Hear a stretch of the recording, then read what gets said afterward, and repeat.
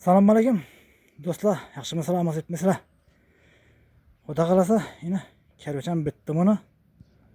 Bitirdik buni karvachani yine. Bu endi nereye geldi aytayım mı nereye geldi?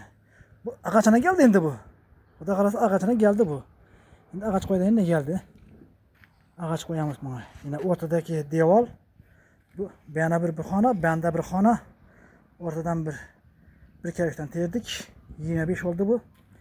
Yani 1,5 karvachdan yine. Bu bitti bu Xudo qalasa. Endi ağaç koyamiz, ağaçına geldi. Şunun hizmetler olsa aytaverasizlar. Bütününü koyduk. Karvachani ham terdik.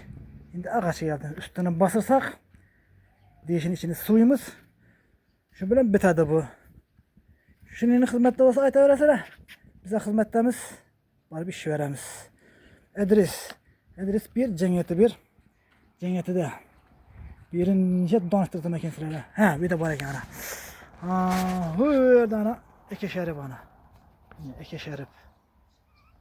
Yol üstünde cemiyeti de şu girgide çattamanda köşedemiz yine. Yine bu benim mekan bu. Eke şerif olsa yine bu. Dikkatli kuruluş bu yak. 2 etaç bu. 6-7 etaç. Şöydemiz.